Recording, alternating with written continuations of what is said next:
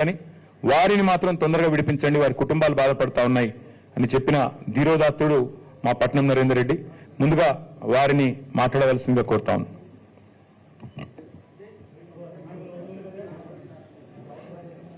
ఈరోజు మీ అందరు కదా నెల 10 రోజుల నుంచి చూస్తూ ఉన్నారు.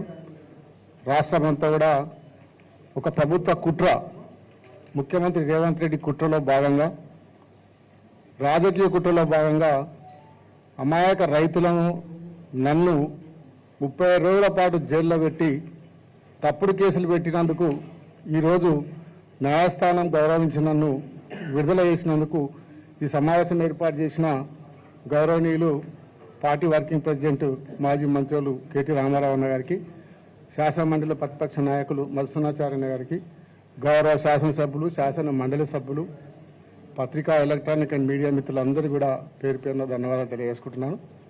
మీరందరూ చూస్తూ ఉన్నారు, ముఖ్యమంత్రికి ప్రజలను డైవర్ట్ చేయడానికి ఏదైనా ఒక ఇష్యూ తీసుకురావాలి, ఇచ్చిన హామీలు ఎగగొట్టాలి, 6 గ్యారంటీలు ఎగగొట్టాలనే ఉద్దేశంతోనే ఒక రాజకీయ కుట్రలో భాగంగానే ఈరోజు రేవంత్ రెడ్డి గారు నాపైన, రైతులపైన కేసు పెట్టడం జరిగింది. అక్రమంగా జైలుకు పంపినాడు. న్యాయస్థానం ఉంది, ధర్మం గెలుస్తుంది. తప్పకుండా న్యాయస్థానంలో ఎప్పటికైనా ధర్మమే గెలుస్తుంది. ఎన్ని తప్పుడు కేసులు పెట్టినా భయపడేది లేదు. ఇట్లాంటి తప్పుడు కేసులు ఎన్ని పెట్టినా బెదిరేది లేదు. ఎన్నిసార్లు అయినా ప్రజల కోసం, రైతుల కోసం జైలుకోవడానికి సిద్ధంగా ఉన్నాం. నీవు ఎన్ని తప్పుడు పెట్టినా ఎవరు కూడా భయపడం. ఇది ఒక కుట్ర, మీరు అందరు చూసినారు.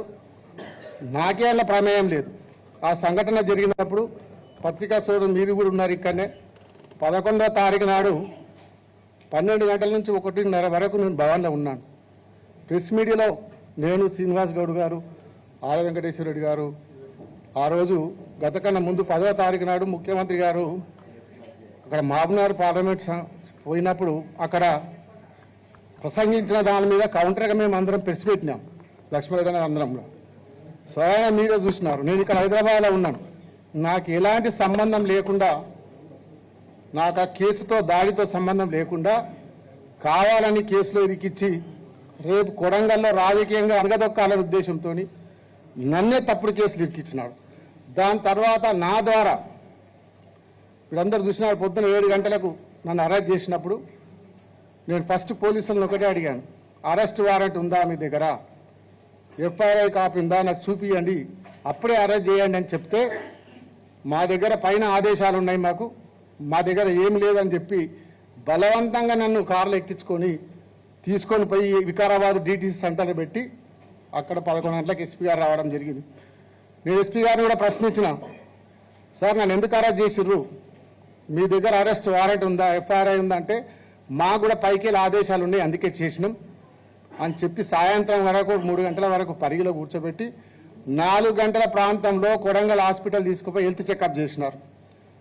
ఆ హెల్త్ చెకప్ టైంలో అన్ని పేపర్ల మీద నా దగ్గర సైన్ పెట్టించుకొని నాకు చదవడానికి కూడా అవకాశం ఇవ్వకుండా, మా అడ్వకేట్ చదువుకోవడానికి వీలు లేకుండా డైరెక్ట్గా జడ్జి గారి ముందర ప్రొడ్యూస్ చేసినారు. దాంట్లో తెల్లారి మార్నింగ్ మా మిస్సెస్ జైలుకి వచ్చినప్పుడు కేటీఆర్ గారి పేరు చెప్పినామంటే మా పేపర్లలో వస్తుందని చెప్పినారు. అప్పటి వరకు నాకు తెలియదు. కేటీఆర్ గారి పేరు రాసి రిమాండ్ రిపోర్ట్లో పెట్టి జడ్జికి సబ్మిట్ చేసినంటే ఎంత కుట్ర జరుగుతుందో ప్రభుత్వం, పోలీసులు కలిసి. అంటే నేనే తప్పుడు కేసులు ఇరికిస్తే నా ద్వారా కేటీఆర్ గారిని కూడా ఇరికియాలని ప్రాణతోని, ఒక ప్రభుత్వ కుట్రతోని. ఎందుకంటే 6 గ్యారెంటీలు ఇచ్చిండు, ప్రజలకు హామీలు ఇచ్చిండు, అవి చేత కాదు. రేవంత్ రెడ్డికి మాటలు తప్ప చేతలు ఉండవు. కొడంగల్ ప్రజలకు తెలుసు, నాకు తెలుసు. 10 ఏళ్ళ నుంచి చూస్తున్నాం. ఒట్టి మాటలే, చేతలు ఉండవు. మళ్ళా ఆ చేతలలో అన్ని మాటలు ఇచ్చి చేతలు చెప్పిండు కాబట్టి, ప్రజలను మోసం చేసిండు కాబట్టి, ప్రజలను డైవర్ట్ చేయడానికినే ఒక్కొక్క కేసు పెడతా ఉంటాడు. ఈరోజు చూసినారు, నాకు ఇప్పుడే బెయిల్ వస్తుంది. ఒక పక్క మళ్ళీ కేటీఆర్ గారి మీద కేసు పెట్టి అది డైవర్ట్ చేయాలి. మళ్ళీ ఇది ఒక 6 నెలలు గడపాలి. ఇట్లా గడుపుకుంటూ ప్రజలకు మోసం చేసుకుంటూ ఇచ్చిన గ్యారంటీ ఒక్కటి కూడా అమలు చేయకుండా ముఖ్యమంత్రి ప్రజలను మోసం చేస్తూ ఉన్నాడు, రైతులను మోసం చేస్తూ ఉన్నాడు. నేను ముఖ్యమంత్రి ఛాలెంజ్ చేసి చెప్తున్నా, సొంత నియోజకవర్గం, నేను కూడా ఎమ్మెల్యే ఉన్నా, నువ్వు ఇప్పుడు ప్రజెంట్ ఎమ్మెల్యే ఉన్నావు.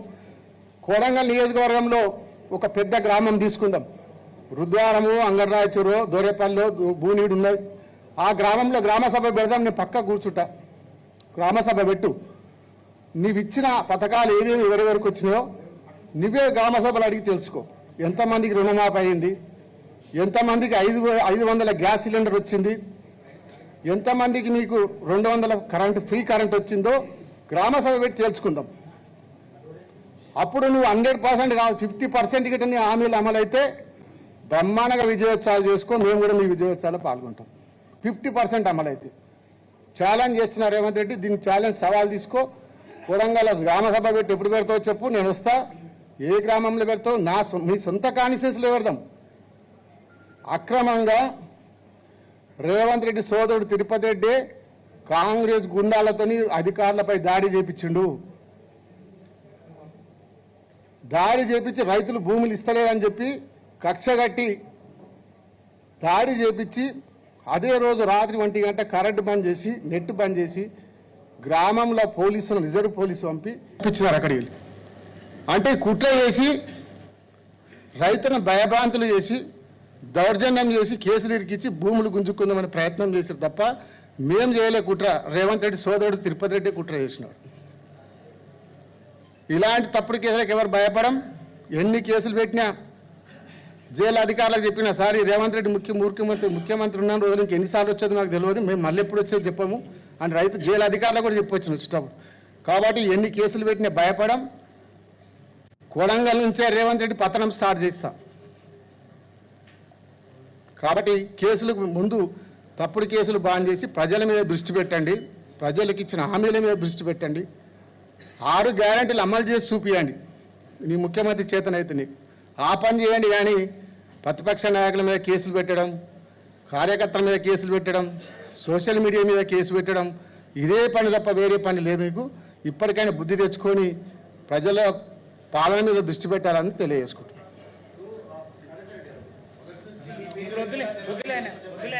ఇప్పుడు వద్దులే, వేరే అంశం ఉంది కదా, దయచేసి. నరేంద్ర ఎక్కడ వాడు, మీరు ఎప్పుడు పిలిస్తే అప్పుడు వస్తాడు, మళ్ళీ డీటెయిల్డ్గా అన్ని విషయాలు చెప్తాడు, వీడియో కూడా చూపెడతాడు. ఇక ఇప్పుడు ప్రస్తుతం వార్తల్లో ఏదైతే ఉన్నదో అంశం దానికి వద్దాం. అసలు ఏంది